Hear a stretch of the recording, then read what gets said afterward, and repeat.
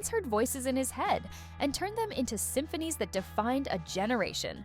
Today, we look back at Brian Wilson's extraordinary rise, his haunting struggles, and the final bittersweet chapter that's shaking fans around the globe. One detail in his will changes everything. What's the one Beach Boys song that instantly takes you back in time? Comment your personal time machine track, and let's see which memory wins. Picture this: a skinny teenage boy in Hawthorne, California, hunched over a reel-to-reel recorder, stacking harmonies like Lego bricks while everyone else his age was learning to surf. Brian Wilson didn't find the beach, he built it in sound. From car horns to train whistles, he trained his ear obsessively, recreating real-world noise into music no one had ever heard before. He wasn't chasing waves, he was chasing perfection. A beachless bedroom gave birth to America's summer soundtrack. What happens when sibling rivalry meets stadium tours? You get the Beach Boys. Brian Wilson formed the band with his younger brothers, Carl and Dennis, plus cousin Mike Love and high school buddy Al Jardine. Their harmonies were blood deep, but so were the battles. Family was both their superpower and their downfall. Fame doesn't fix family, it just amplifies the dysfunction. Ever meet a 21-year-old who controls the entire studio, writing, arranging, producing, and performing? That was Brian, rewriting the music industry's rulebook while still too young to rent a car. He didn't wait for permission, he invented possibilities. By the time most bands were choosing names, Brian was already revolutionizing recording. Sessions. He saw colors when he heard notes, he painted with sound. Genius often looks like obsession in disguise. Can a mental breakdown sound beautiful? In Brian's case, yes. While battling auditory hallucinations and depression, he channeled every raw nerve into pet sounds, a heartbreak symphony masked in sunshine melodies. Tracks like God Only Knows and Caroline No didn't just bend genre, they bled emotion. It wasn't just an album, it was a cry for help that changed pop forever. Sometimes pain makes the purest sound. Imagine walking into someone's living room and finding a full sandbox under a grand piano. Brian filled his floor with beach sand because he wanted to feel the waves while composing. At the same time, LSD and paranoia crept into his psyche, unraveling his grip on reality. But in that chaos, he wrote Good Vibrations, a 3-minute odyssey that took 6 months and 90 hours of tape. Madness and mastery danced dangerously. Close. The weirder it got, the better it sounded. It was supposed to be his Sgt. Pepper, but it broke him instead. Smile was Brian's magnum opus, a kaleidoscopic swirl of Americana, doo-wop, and acid dreams. But pressure, fear, and internal feuds shelved the project in 1967. The tapes gathered dust. Brian spiraled. He wouldn't release Smile for another 37 years. Unfinished dreams don't disappear. They haunt the gifted.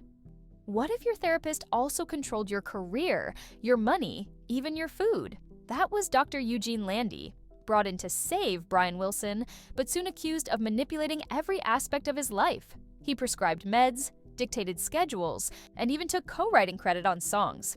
It wasn't therapy, it was captivity in a lab coat. For nearly a decade, Brian was a prisoner in his own mind and mansion. In 2004, something miraculous happened. Brian Wilson released Smile, and it wasn't a relic. It was revolutionary. He stepped onto stage with trembling hands and a voice aged by silence, performing the lost album to thunderous applause. Then came the Grammy art that almost killed him, now crowned him. Redemption can take decades, but it arrives. She was a car saleswoman with zero interest in fame, just in Brian. Melinda Ledbetter saw the broken genius and refused to walk away. She fought Landy, stood firm through relapses, and became Brian's wife, guardian, and grounding force. Without her, there might have been no comeback. Sometimes love isn't loud. It's a steady hand during storms. She was the harmony he never knew he needed. He couldn't always stand. Sometimes he didn't sing, but he showed up. In his later years, Brian toured the world in a wheelchair, head often bowed, barely speaking. Yet when the first chords rang out, entire crowds cried.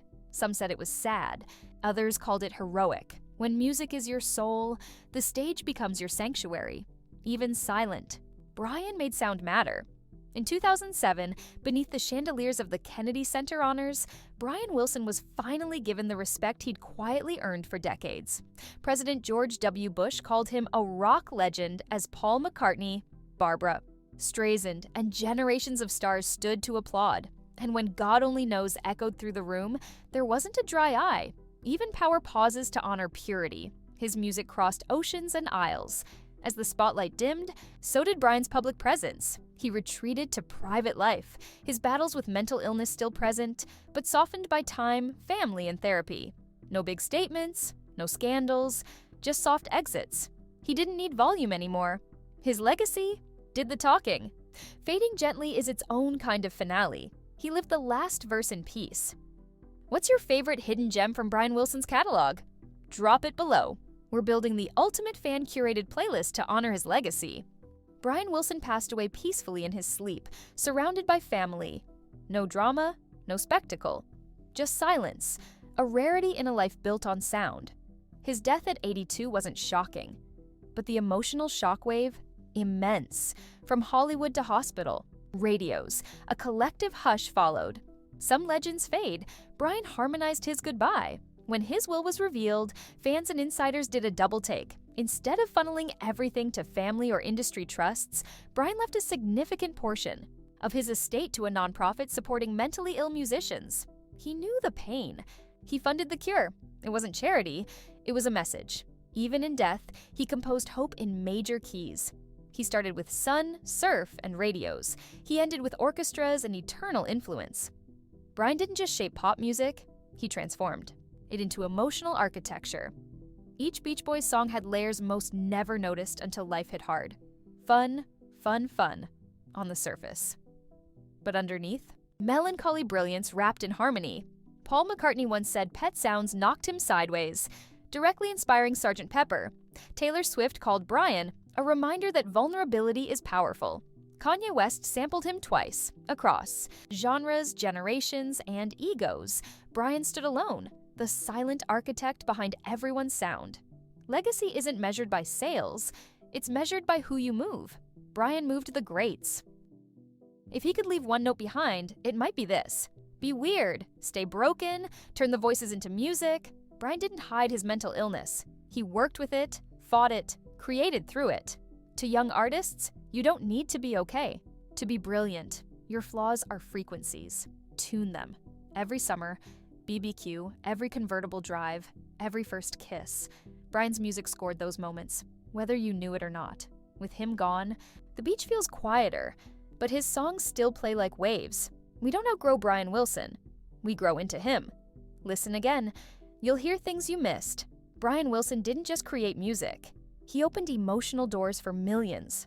As waves crash, time passes, and generations shift. His harmonies remain, and if you listen closely, you'll still hear him humming.